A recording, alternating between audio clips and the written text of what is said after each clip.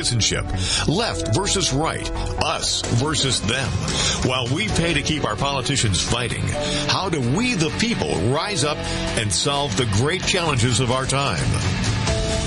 We do it by embracing freedom and liberty.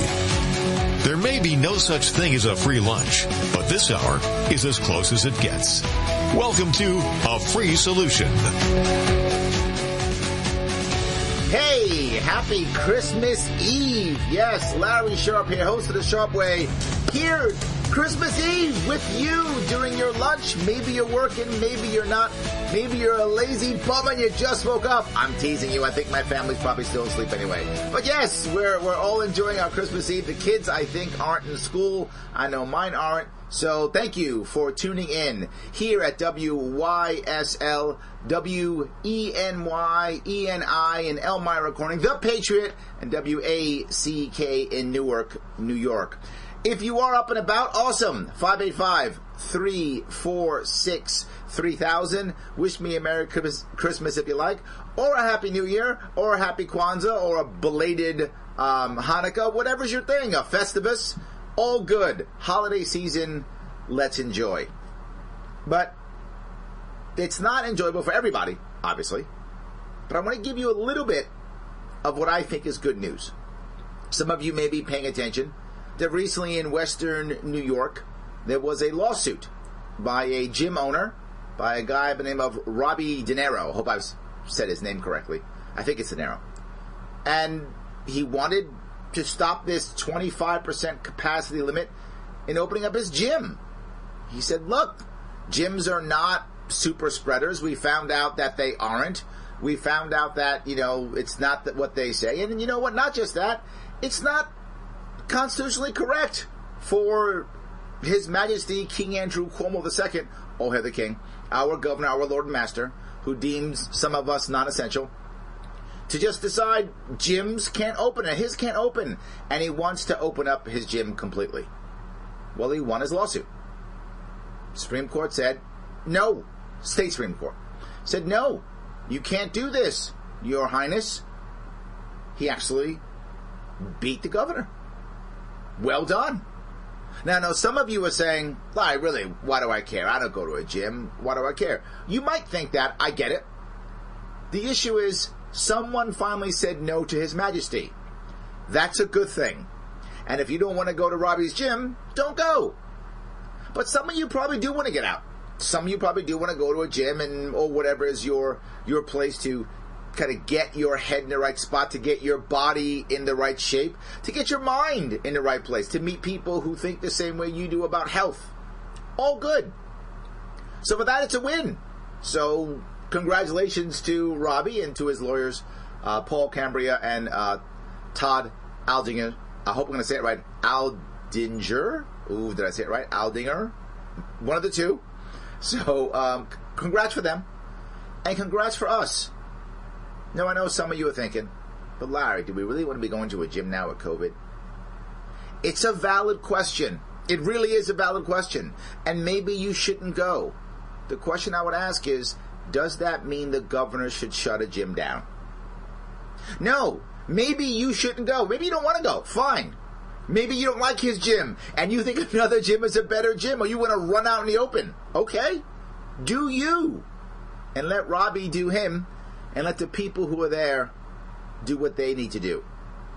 Getting out and connecting during this time is more important than many people might think. And I know that many people are screaming, you gotta stay home, don't talk to people, don't get out there, don't meet. But there's a bigger problem. This season, for many of you may know, can be a very sad season for people. Because it's supposed to be the holiday season. We're all happy and gathering and counting our blessings and things like that. But what happens when you don't think you have blessings?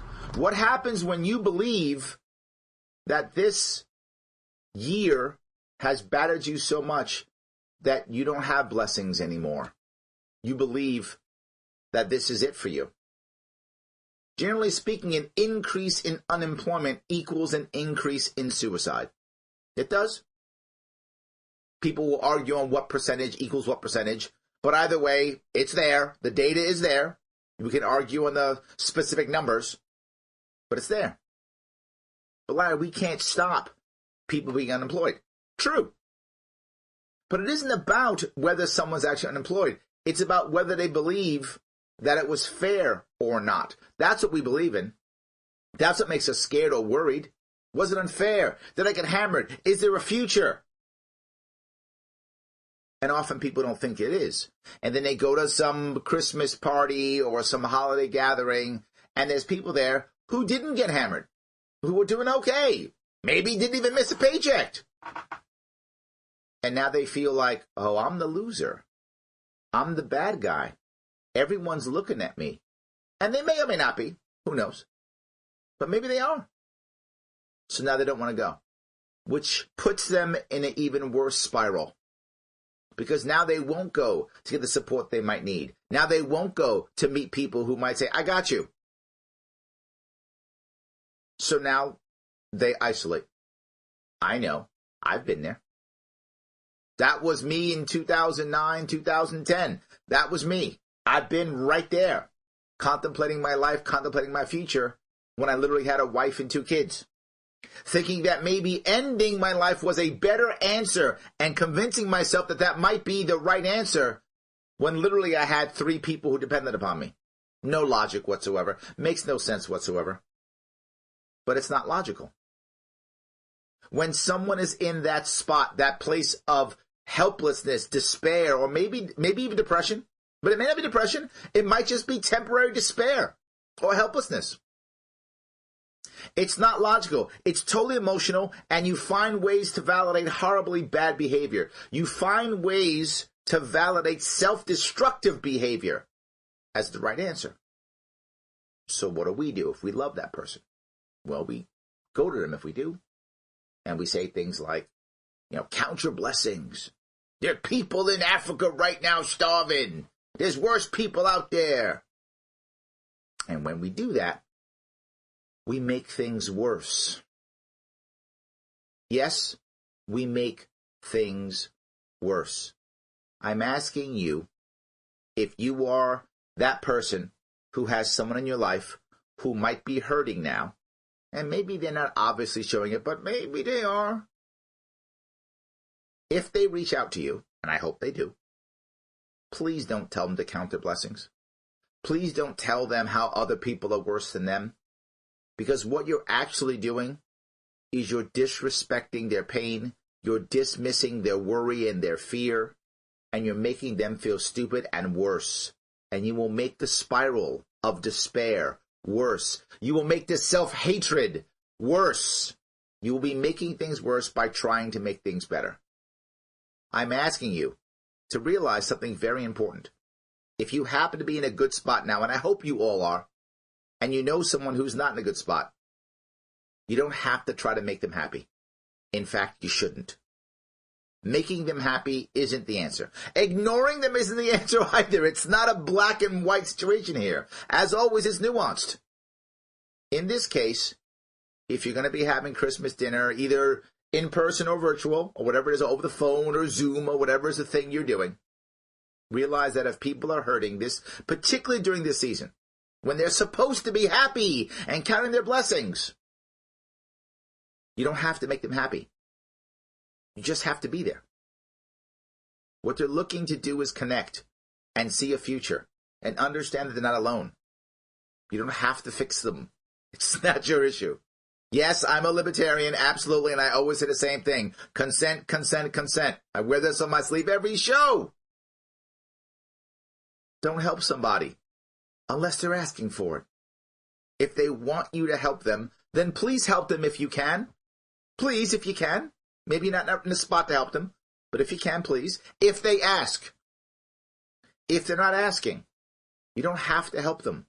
If they're saying they're in trouble, it doesn't mean that they're asking for your help. It may mean they're just asking for a shoulder to cry on or an ear to listen. When you're not in trouble, that may not seem that important. But when you're in trouble, man, does it seem important. It's the world. It's everything. And I'm going to ask you now, as a nudge that I am, during this holiday season, let's not be as mean as we might be. Let's not be as righteous as we might be. Let's not try to fix everything as we might be. Instead, let's use our emotions. Let's use our ears a whole lot more than our mouths. Let's stop judging and start accepting for this holiday season. Is my sermon over? No. I got more. Larry Sharpe here on a free solution. 585-346-3000. Back after the break.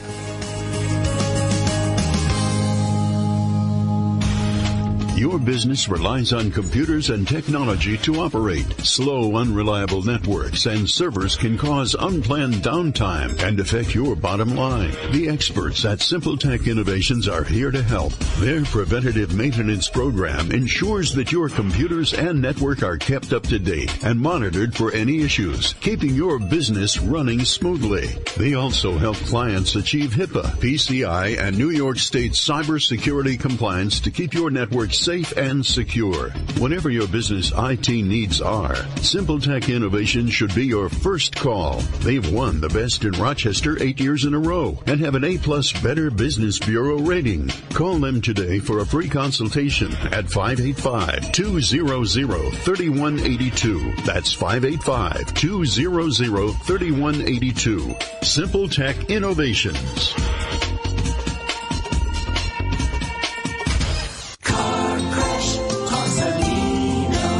When you've been seriously injured in a car crash, you need a lawyer who knows how to beat the big insurance companies. Call me and I'll take them on so you can focus on your health and family. Car crash, call Salino. Salino, call Salino.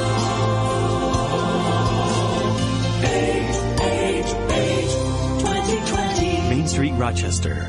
Rochester's only NCAA Division II athletic scholarship program wants you. Our Life in the Balance approach to athletics will provide you with an opportunity to succeed in the classroom and in your sport while allowing you the time to be involved with your personal interests and even study abroad. The Redhawks compete in the East Coast Conference, and their student athletes excel in the classroom and on the playing field. If you're ready for the challenge of high-level athletics while earning a college degree that will prepare you for the future, visit robertsredhawks.com.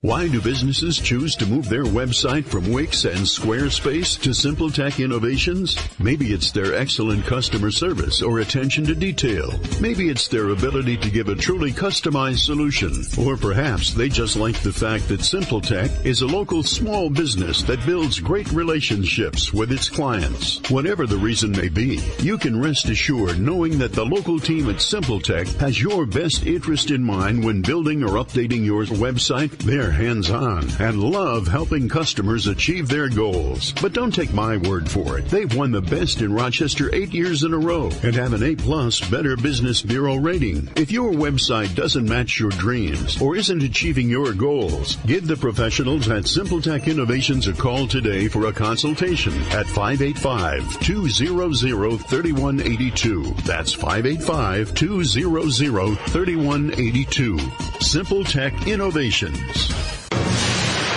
A free solution. Hey, Larry Sharpe here. Thank you for giving me your afternoon. I appreciate it. In WYSL, WENYENI, Elmira and Corning, The Patriot, WACK, Newark, New York. 585-346-3000 is the number. I know I shared a little bit about myself last segment, and I talked about how people sometimes become helpless, and you need to help them when they ask for it. Not always trying to make them happy. My mom passed away about 7 years ago, maybe 8 now. It's been a bit. But when I was in my worst and bad spots, the thing that I liked most about my mom wasn't the fact that she gave me awesome advice. Not that she didn't give me good advice sometimes. Sometimes she did, sometimes she didn't. She's just a person like anybody else. But that wasn't the thing. It wasn't like I could go to my mom and she'd give me the answer and she'd know and I could then go out and do the thing and fix the thing. That wasn't it. What I still to this day miss most about my mom And what helped me most throughout my adult life, more than my childhood, but through my adult life, was that the fact that my mom always listened. She always had her ear there for me. And she often didn't have the answer. And she would say, I don't have the answer for you, Larry. I don't know. And I'd say, I know. But I know that you care. She's like, yeah, I always love you and I care. And that bit of her just caring, just saying, I don't have an answer, but I'm still here and I care, was so helpful.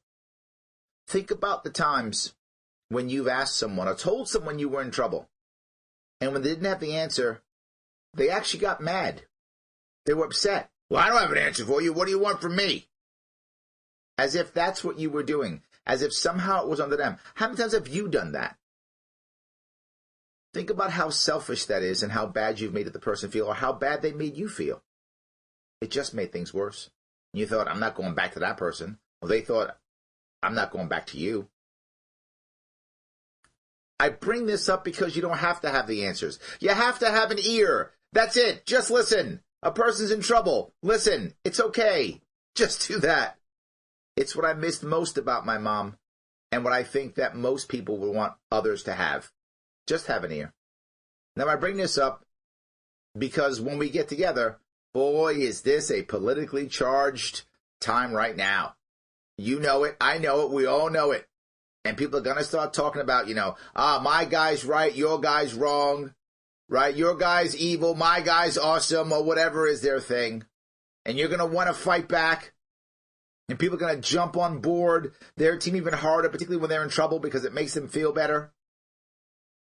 I'm asking you to not try to change their minds this year. I'm sorry, this season. Do it next season. Do it in January. Don't do it now. Let them go. Let it go. The argument's not worth it. It just isn't. We're not going to change the world in these next 2 weeks by yelling at our cousin. It's not going to work. Let it go. Let them connect. Be connected. I'm sorry.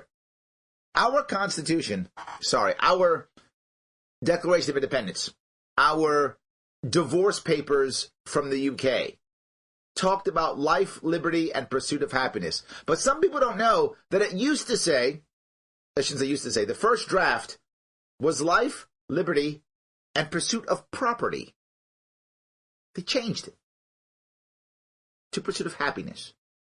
There are many reasons why they made that change. But the most important one that I see is that happiness is more important than property. It is. Happiness is more important than property. Not that property isn't important. Property is. You should own things. Of course you should. We all want nice things. That's a common thing. All humans want nice things. We often define nice differently, depending upon who we are. But we all want nice things. But we also want happiness. And if we think the only way is to have nice things, we're fooling ourselves. That's not what being happy is about. That's a part of it, absolutely. Give us a temporary warm, fuzzy feeling, sure. But being happy, we need 3 things. 3 things, all humans, you, me, everybody listening. 3 things. We have to feel respected. We have to feel loved. And that does not have to be romantic love. It can be, but not required. It can be family, can be friends, platonic, whatever, as long as it's love. And we have to have some type of purpose. A purpose could be a thing, could be an idea, could be a person, could be a pet. Doesn't matter. Purpose. And what all 3 of those things require is community.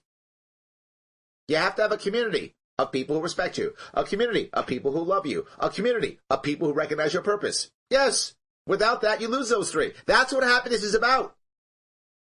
So when people want to get together, whether it's at Robbie's gym or your house or whatever it is, or online, or in your church, or your synagogue, or wherever you go, your temple, that's a community that people need to be happy. Connection is required to be happy. So when Robbie wins his lawsuit, some people might say, well, who cares? It's some dumb gym. Maybe it is. I don't know, Robbie. Could be. But that's a community. Someone's community. Maybe not yours, but somebody's. When people come to you trying to become part of the community, joining, maybe bringing their community to you. Hey, you got to come. My community. They're just coming. They're trying to bring you to a place where they feel respected, where they feel loved, and where they have purpose. Now, if you don't have all three, doesn't mean you can't be happy. If you've got one of those, you can probably find the other. If you're respected but not loved and not purpose, it's easier to find those two things if you feel respected. But if you got two, now you're rocking and rolling. If you're respected and loved, you can find some purpose. If you're respected and have purpose, easier to find love. All good. But what if you have none of those? Then all of a sudden, things get bad. Now you can't find any of them. You can become desperate. You can have despair. You can be mean. You can even be violent. But in these cases, violence isn't always out to someone else. It's often self-violence, self-harm, suicide. All those things. If someone's reaching out to you and you disrespect their emotions and they feel disconnected, so now they're not loved, and they're searching for purpose, they're screaming for something, not an answer, one of those three, if not all of those three. If you don't give it to them, you don't have to, but if you don't, you shouldn't be surprised if bad things happen. You shouldn't be surprised if they start having self-destructive behavior. But here's the part that you may not know. As bad as COVID is when it comes to being contagious, and it is contagious, so is suicide. So is self-harm. Larry, you're making up suicide's not contagious. Do your own homework. Yes, it is. It is a fact. It's what it is. You don't have to believe it if you don't want to, but it is. I remember when I was a kid in high school, one of my friends, if I remember the story correctly, this is freaking 35 years ago, one of my friends, her brother committed suicide. Right after that, her mother committed suicide. Another family member did. I forgot who it was, a cousin or uncle or something. Suicide is contagious. Because suicide, look, I lost my father when I was 11. He died of cancer. I had closure. I was able to be with him, during the last months of his life. I was able to connect and to tell him that I loved him and to feel that he loved me. Doesn't mean it was good. Doesn't mean I enjoyed it or was happy that my father died, but I was able to have that connection. I can only imagine if I didn't know or he reached out to me and I didn't say anything and he committed suicide. If that had happened, how hard that would be on me and others. How I would take that with me now. And if you've had someone in your life who's committed suicide, you know exactly what I'm talking about. In fact, you know it better than I do because you're actually feeling it or have felt it. You know that it can be very painful. I see it in the veteran community personally. Those of you who know I'm a veteran, 7 years in the Marine Corps. I see it in the veteran community more than any place, but you've all seen it. That survivor's guilt can be just as bad as any other pain we felt. It can be, depending on who you are and what's happening. So let's do what we can this holiday season to give people that respect, to give people that love, to help them have that purpose. Let's not try to fix them. Let's not try to do I told you so. Let's instead spend a lot of time listening. And something else. Asking questions. Asking why they're feeling the way they're feeling. What they're going to do next. Ask, and get them to say, yeah, I'm going to go do something, to make things better. Why? You just gave them a purpose. And if you're listening, it means you respect them. If you're not fighting them and you still care when they start complaining, it means you love them. You're giving them all three. And if you care about people and you want them to be in an actual better place, that's how you do it. That's how you do it. Depression, despair, and helplessness very often don't make sense. They're not logical. So don't act logically. Act emotionally. Get your friends out of a hole first. That's what I want you to do. Get them all out of a hole. Let's make some people happier. Let's care about our loved ones now with all the stuff going on. It's important. All right, guys. Am I right? Am I wrong? Let me know. 585-346-3000. Larry Sharpe, a free solution.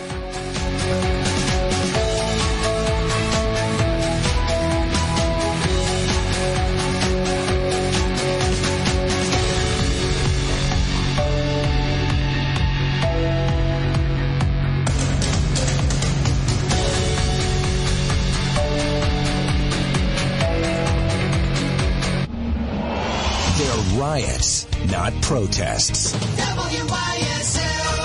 AM 1040 Avon Rochester, FM 92.1 Rochester, and FM 95.5 Spencerport. Here's the latest forecast from the News 10 NBC Weather Center for tonight. Rain will give way to some ice and snow, mainly after midnight. Temperatures will drop into the low 30s, falling into the 20s tomorrow. A little icy, snowy start to Christmas Day. Could be a good coating to an inch or two, especially Rochester points west. And then we'll see some areas of local lake effect snow and flurries in the Friday night and Saturday. I'm Rich Canilia, WYSL. Jesus was born into a world so inhospitable that an innkeeper relegated his laboring mother to give birth amongst animals. Children were so disposable, the earthly king ordered the mass killing of infant boys around Bethlehem in an attempt to secure his political power against the threat of a foretold newborn king. For women facing unplanned pregnancy and their preborn babies, the world is just as dark. The solution to the depravity and oppression today is the same as it was 2,000 years ago. Emmanuel, God with us. As the Gospel of Luke proclaims, Jesus is the one to shine upon those who sit in darkness and the shadow of death, to guide our feet into the way of peace. To help light the way to peace for a woman and her preborn baby this Christmas, go to erasingthened.com/donate. This Real Abortion News Update is sponsored by Compass Care.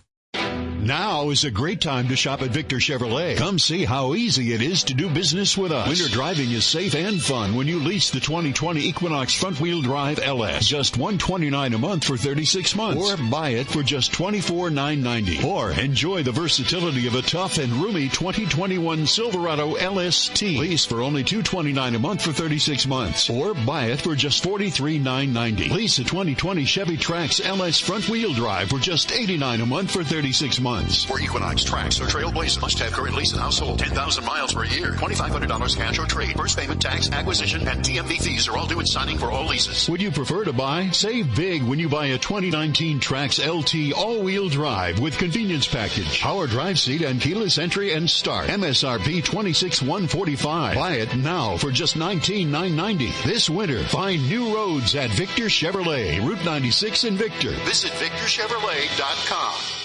Hi, Tom Hamilton here, President of Hamilton Wealth Management. Both the stock and bond markets have had quite a nice run since the 2008-2009 market crash. We sure don't want to give it all back again.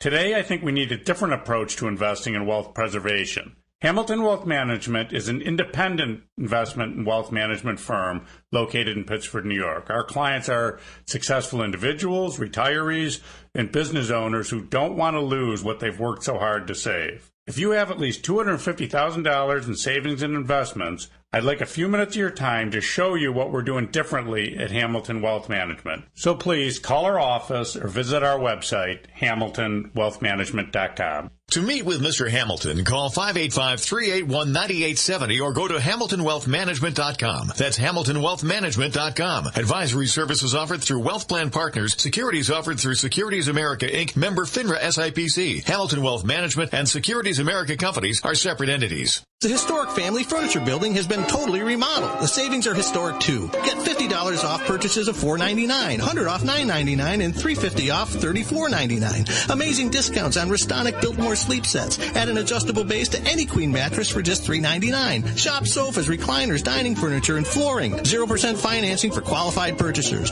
The grand reopening sale at Family Furniture in downtown Perry. Open Monday, Tuesday, Wednesday, and Friday 9 to 5:30. Thursday 9 to 7. Saturday 9 to 4. Music is the soundtrack to your life. How does music make you feel? Music moves the head, heart, and soul like nothing else. Are you happy listening to music at home? Or does your system need an upgrade? Audio Renaissance offers many products handmade in the USA. Celebrating our 10th anniversary in 2020. Audio Renaissance, West Henrietta Road, south of Marketplace Mall. Visit audiorenaissancerochester.com. Livingston County Pizza offers a full gluten-free menu and bakery along with their regular menu, so your family can enjoy their favorites, including burgers, sandwiches, and even hand-breaded onion rings and Friday fish fries with their dedicated to gluten-free fryer. Livingston County Pizza, you won't believe your belly. A free solution. Hey, Larry Sharpe here of Free Solution, WYSL, WENYENIL, Myra, according to Patriot, WACK in Newark, New York, not New Jersey. Thank you for giving me another part of your afternoon. Now, before the break, I spent a lot of time talking about family, making things better, helping people, all those things. What made me decide to talk about that for a half hour this afternoon? It's because what's happening in my city. What's happening for those who don't know, I live in New York City. I live in Queens, the belly of the beast. AOC is my congressperson. Yes, I accept your condolences. That's where I live.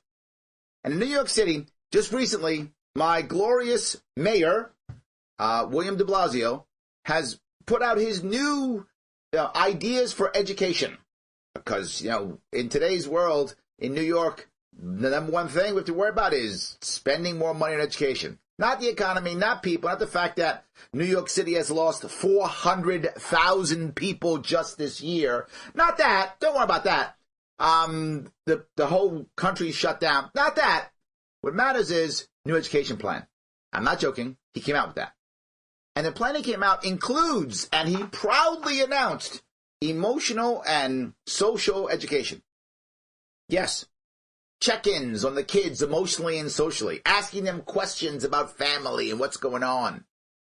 Hiring, I'm not joking, 150 new social workers for New York City. Yeah. Does he not realize we're in a massive deficit? Does he not realize that New York State's collapsing? And for those of you who don't know, for you not those who don't know, we already spend $22,000 per kid in New York State. New York City's $28,000 per kid. And its priority is emotional and social education. Now, the important piece here is, I get where he's coming from. I do. I actually agree with the idea that a child should have, good academics and good emotional health and good mental health and, social skills. I agree with those things. I do. I just always thought it was the parents and the community's job to teach it, not the state school system. That's what I thought. I follow the Bastiat quote. I think it's Bastiat's quote. If those who don't know, Frederick Bastiat wrote an amazing book in the 1800s called The Law. And if any of you are interested, it's a great short book. You can read it, and it talks about how the law actually works in society. And one of the things he brings up is, just because I don't want the government to do something doesn't mean I don't want that thing done. And I always say, if the government's going to do it, then who? Why? Because that's what happens in New York City. I remember once hearing someone talking about school choice in education. And he said in his presentation, come on, look at parents. What parent doesn't say who best to decide my child's education other than me? And I said in my head, not out loud because I respected him, I said in my head, most New York City parents. they would say that. They would say, I'm not going to, that's your job, not mine. Not my job, it's yours. You're the school system, teach my kid. And some of you listening right now, you might be thinking, wait a minute, Larry. They're going to do emotional and social education of my kid? Yes. With a curriculum that's called, if I remember right, it's called Justice Restoration, Social Justice Restoration Curriculum. Yeah. Kids can't read, kids can't do math, so let's worry about their emotions, their social issues, and restorative justice. That's the answer. That's what. But I would ask this question. If restorative justice is important to you, and I know for many people it really is, I don't have a problem with that at all.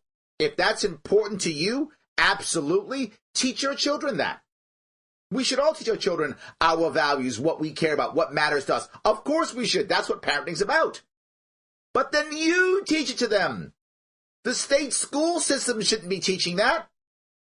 That's up to the individual family to produce children that have their values of their family and community. That's what we're supposed to be doing. But we're not.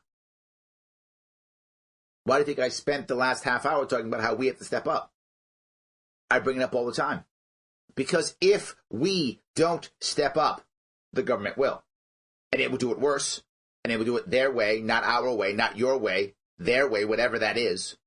And if you happen to think restorative justice is a wonderful thing and you want the government to be doing emotional and social check-ins with your kid, good on you. Good on you. But why does everyone else have to deal with it? How about you come up with a charity or private group or community group that does that for your kids? Awesome. Well, Larry, who does that? Lots of groups do it. Lots of groups do it. It's called private school, too. They do it, too. If I don't want my kid growing up with a Catholic education, I probably shouldn't send him to Catholic school. If I want him to, I should send him there.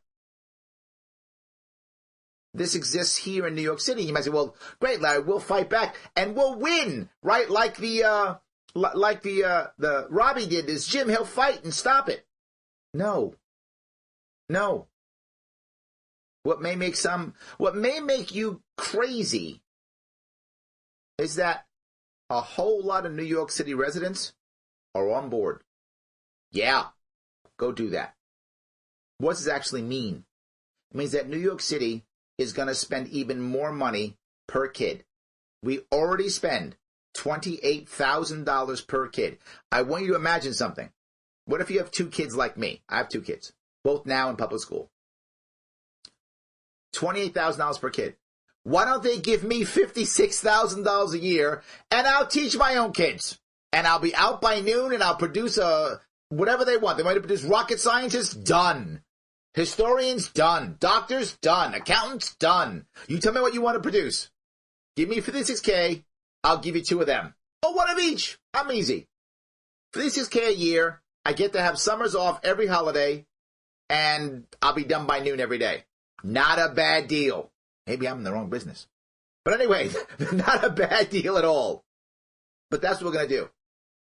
You're going to pay your taxes, pay even more, and now teachers, you might be mad at teachers. I'm actually not. Because what they're actually adding is actually more bureaucracy, more bureaucrats, more administrators. So you know what's going to happen? More teachers are going to quit. If you're a teacher or no one, you know what's their biggest, worry, what's their biggest complaint? It's not, oh, these dumb kids. That's not their biggest complaint. They knew what they were getting into. That's what they wanted. That's why they're a teacher. That's why they spent 6 years or whatever it was to gain all the credentials and jump through hoops to become a teacher. They knew that, and they're in. They're in for that. What they're not in for is the bureaucracy, the administrators, all the rules and regulations. That's what they're not about. That's always their number one complaint and why they quit. It's never the kids. They knew that already. In fact, they were ready for it. They were excited about it. They wanted to make change. And what happens? More bureaucrats. And now they're not teaching reading, writing, arithmetic. They're teaching emotional and social stuff by social workers. That's what our school is. And they're going to have check-ins where they come in and ask questions about your kid. How's mommy doing? How's daddy doing? Is daddy being mean? Do you feel scared? Does daddy have a gun? Those are all the things they're going to start asking. Is mom yelling at you? Is mom yelling at? Do you feel afraid? Are you worried?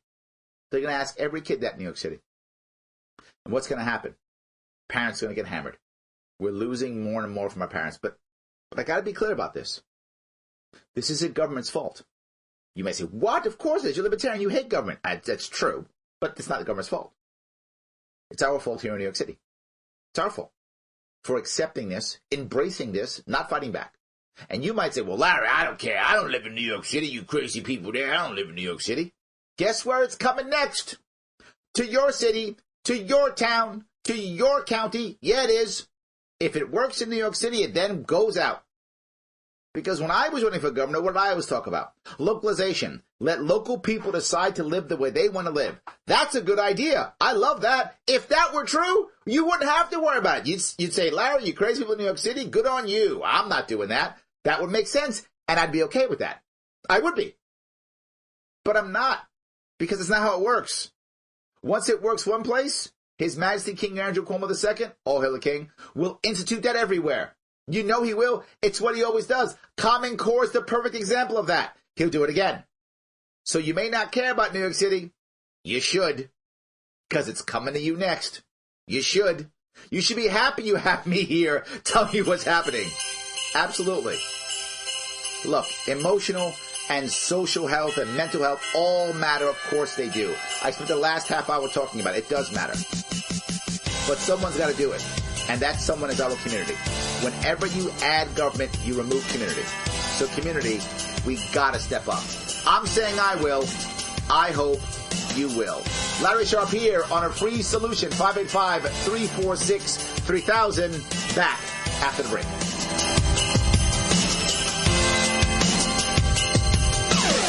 Why do businesses choose to move their website from Wix and Squarespace to SimpleTech Innovations? Maybe it's their excellent customer service or attention to detail. Maybe it's their ability to give a truly customized solution. Or perhaps they just like the fact that SimpleTech is a local small business that builds great relationships with its clients. Whatever the reason may be, you can rest assured knowing that the local team at SimpleTech has your best interest in mind when building or updating your website. They're hands-on and love helping customers achieve their goals. But don't take my word for it. They've won the best in Rochester 8 years in a row and have an A+ Better Business Bureau rating. If your website doesn't match your dreams or isn't achieving your goals, give the professionals at SimpleTech Innovations a call today for a consultation at 585-200-3182. That's 585-200-3182.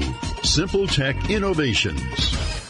Hi, my name is Ryan Bourne. And I'm Danica Bourne. And we're the owners of South Coast Tax. We would like to thank our Lord for protecting us from evil. Psalm 91 states, He is my refuge and my fortress, for He will rescue us from every trap and protect us from deadly disease. South Coast Tax are Christian-based tax accountants and attorneys who specialize in releasing bank levies, wage garnishments, and filing complex tax returns. We are the leaders in acceptance of offers and compromise with awesome results. We are also a small firm who will treat you like family and not just a number. Call us today at 1-800-TAX-1176 for a free consultation, and we'll take the time to explain all of the programs that you qualify for in order to allow you a fresh start. In John 8:36, so if the Son sets you free, you will be free indeed. And one way we can achieve that is by being debt-free. So let us help you today. Call us at 1-800-TAX-1176, and together we can help achieve this goal by putting the IRS tax debt behind you for good. Again, that number is 1-800-TAX-1176.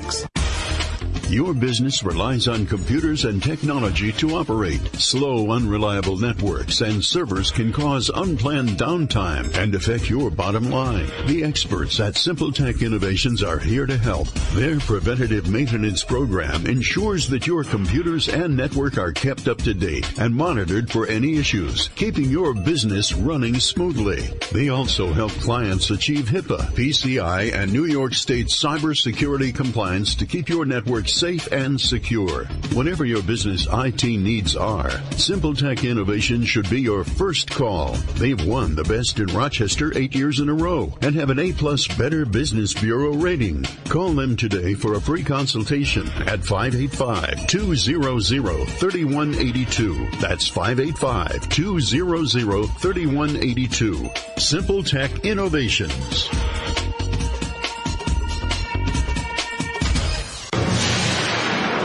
Free solution. Hey, Larry Sharpe here on A Free Solution, WYSL, WENY, Elmira, according to the Patriot, and WACK, Newark, New York. Yes, I'm also host of The Sharpe Way, an amazing live video podcast. Please follow me on, if you would, follow me on Twitter. The Sharpe Way. Follow me on Twitter and enjoy. I'd love to grow that and have you guys follow me. You can see my cool tweets. I do pop up sometimes. So I'm going to grab a call if I could. John, how are you, sir? Merry Christmas, Larry, and Happy Hanukkah. Merry Christmas, brother. I appreciate that. Yes, thank you. You know, you were talking about the increase in government workers, social workers, etc. You know what our society has become? It's become a victim society. Everybody is a victim. And this is pretty pathetic. I'll give you an example. I'm listening to some of the school superintendents. Yeah. across upstate New York. You hear them on the radio talking about, these kids are going through a lot with the pandemic, and they can't go into the schools, and that's got to be.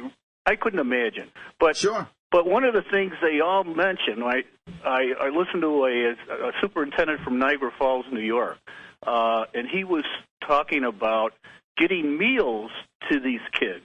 With the schools out, it's getting very difficult to get meals to the kids. And I thought about that, and I go, man, have we come downhill when families cannot provide meals for their own children? This is unbelievable when you think about it. Let me go to a bigger piece. You're on the money, but let me go to a bigger piece here.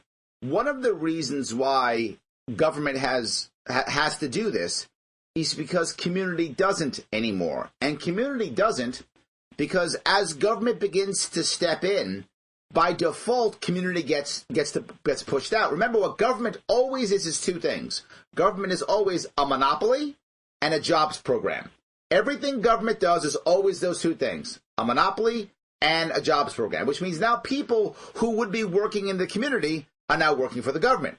People who would now be able to, in theory, create community issues, community ideas that would help, aren't doing that now because why would I? The government's there. Remember a line from the movie, TV show, no, it was a movie I think when I saw it, was The Christmas Carol from the book, obviously, where Ebenezer Scrooge is walking by and someone's asking for, alms or money for the poor.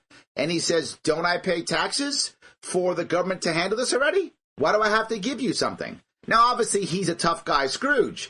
But the concept is real, right? If I'm paying taxes for government programs, why should I create a social structure that will make that work? And I think you're exactly right. All of a sudden, now it becomes the government. And the worst part is, if it was a charity, then we could give money to the charity or not. We could hold them accountable or not, so they would actually help our community. But when it's government, there's no recourse, which makes government by default like a bad parent. And the parent's always in charge. And you're totally right, John. If the government's doing it, it's not my responsibility. It's the government. The government has to do it. Totally correct. I agree with you. Very good points. And I got to give you an example. I saw a couple of years ago in our left-wing local paper, the Democrat and Chronicle, had this story, front page, talking about at the time the county was going to reduce the budget for social services, or I shouldn't say reduce the budget, increase it at a lower rate than people wanted. And they had a big article on the front page of the Democrat and Chronicle showing a mother and a daughter. And the headline was, the daughter doesn't get a birthday cake for her birthday. And you looked at both of them, and they were both obese. it was so, I couldn't stop. I'm not laughing. No. I totally get where you're going with this. And I got to be clear. Look, clearly, John, people do need help. Clearly, people do need services. That absolutely happens. But my biggest issue isn't that she's not going to get a birthday cake or whatever the case may be. My issue is, where is her support structure within her own environment? Where is her family or her community or her church group or her civic association or her ethnic group that might, help her, the Italian American society of her town or whatever that case might be? Where are all those civic communities? Where are all those local groups? They're not required. They're pushed out by government. And then when government fails, everybody fails. And all we do is go, see, she doesn't have a cake. So you know what should happen? Government should give her a cake. But I'll tell you, that was one of the funniest things I've ever seen, and that's a typical left-wing newspaper, Democrat and Chronicle. No, I agree with you. It's a big issue. John, thank you so much for calling. I appreciate it, brother. Merry Christmas, brother. Merry Christmas to you too. John makes very good points. It's what I'm talking about, right? It isn't that I don't want families to have good Christmases or have cakes, as John mentioned. Of course I do. I wish everybody would have a cake on their birthday. That'd be amazing. I mean, I don't have cake using my birthday, but that's fine. I should be able to have a cake on my birthday if I want to, and so should you. We should all have that.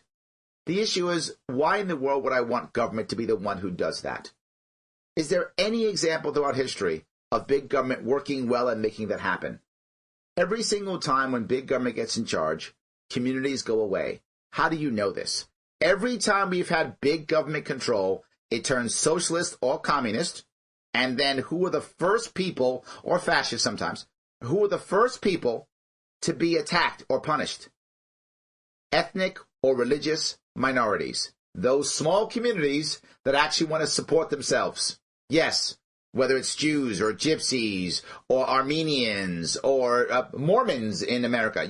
Insert minority group here. As government gets bigger, they get punished. That's how that works. Right? In a libertarian society, in a free society, all these groups can support themselves as they see fit, but they're voluntary. And if you don't like that group, you get up and you leave and you find a better group. Good for you. Or you change groups. Good for you. Whatever makes sense for you. I don't mind you giving up your rights to some group, as long as you choose to do it and it's voluntary. But once it's government, it's a monopoly, and there's no choice. And all we can do is complain and hope for a benevolent dictator. If only there was a good king. That's all we can do. I'm asking us, you, me, to start stepping up. Right? We drop $28,000 per kid for our education in New York City. Out of 1,000 cities surveyed by his public school review, New York City popped up 350th. Not even top 10. Not even top 10%. Spending the most in the entire country. Nobody spends more than us. Our state, as I said, spends $22,000 per kid. Out of all the states, depending upon who's ranking us, at best, we rank 22. At worst, we rank 37th. So we rank somewhere between 22 and 37 across 50 states. That's what $22,000 per kid gets us the most. So what's our answer? To John's point, just give it more money. Just throw more money at it. That'll work. But I brought up earlier in the show, happiness is not about money. Money's nice. I'd like money. I know you like money too. We all like money. That's not happiness. Feel loved, feel respected, have purpose. That has nothing to do with money. And if you know someone who needs that, please do your best. You, don't wait for government. Don't wait for anybody else. Please do your best if you care about them to give them those three. But what if the person I'm talking to right now, you, is the person who's feeling like they don't have one of those three or all of those three?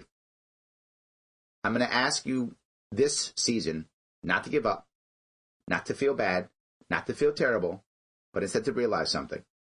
Your problem may be someone else's purpose. Your situation can be someone else's purpose. Let somebody help you. Let somebody gain purpose from you so that you can gain your own love, respect, and purpose. Lastly, I would ask you that when your phone rings, pick it up. Next couple days, pick it up. And if you can't pick it up, at least respond quickly. Do that. When someone's reaching out, they need somebody. I hope you can be that person. And if you need help, be someone else's purpose. It does matter. Larry Sharpe, host of The Sharpe Way. Please follow me on Twitter, The Sharpe Way. Everybody, Merry Christmas. I hope you have a wonderful holiday season. I will talk to you all next week.